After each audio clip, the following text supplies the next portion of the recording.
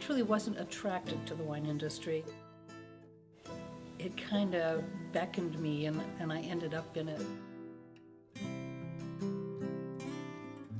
I don't consider myself a technical winemaker.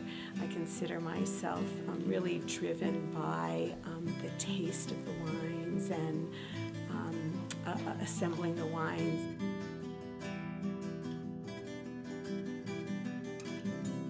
I think it starts really with a love for wine to start. I don't think there's really anybody who just happens to fall in this business that doesn't really like good food and wine.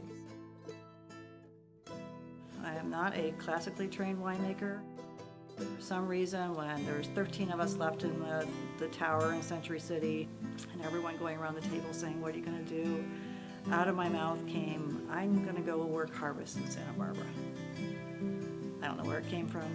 It was definitely subconscious, and I came up here in 2001 for a temporary 2-month job. And I just learned it all.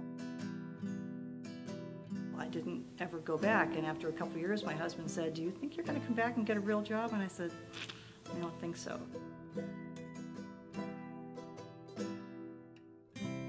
My favorite part of my work is definitely harvest, and I have to say, just even today, we pressed some whole cluster Chardonnay, and I love that juice just streaming from the press. It's just the aromatics and the acidity. I just love it.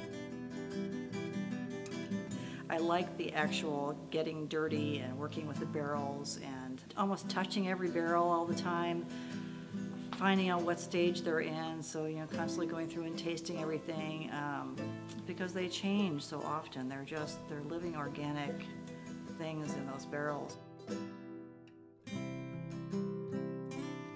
I love to cook, but I'm not a chef. I'm a winemaker, and I really appreciate somebody who makes great food.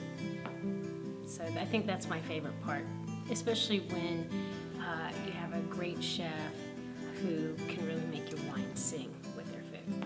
That's really great. My favorite part of winemaking is probably the people I have access to and the people that help, drive the business. I'm a small winery, and so I not only make the wine and work the fields and work with the pickers, but I'm also involved on the marketing and administrative end.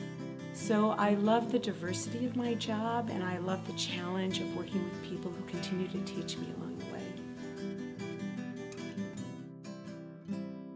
My first really good glass of wine was probably in 1982. It had a great age on it, and right then I knew that that's what good wine tasted like: structure, velvet, balance, and all of those, and that's what I wanted to do.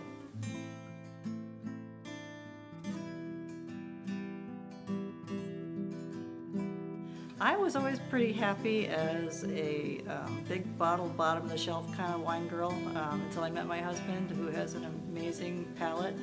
We were at a restaurant and I had a bottle of Rubicon with a fillet that had caramelized onions and some blue cheese on it, and it was just this sublime experience of wine and food together.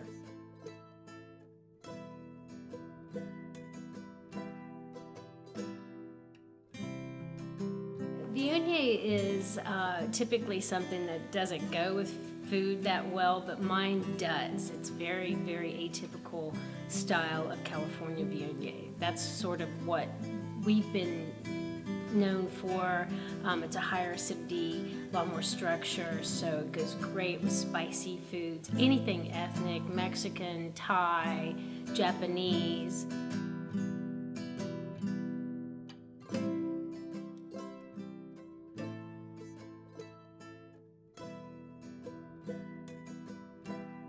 The reason I make Pinot is because it's the most feminine of all the wines, and also because it's the most food-friendly. Pinot Noir goes with everything.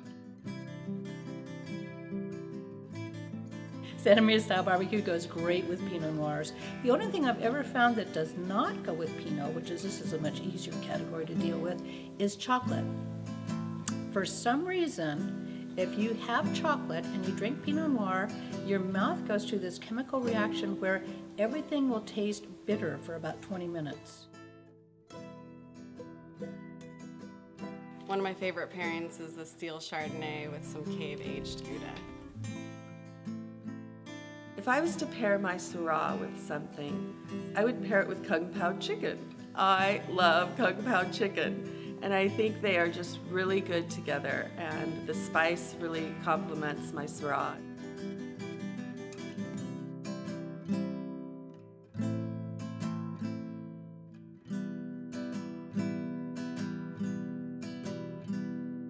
I have this kind of saying, just like, forget regrets. So there's nothing really regretful whatsoever, except for I wish I did know, one, how to spit, because as little girls we're never taught how to spit, and we need to spit a lot in the industry.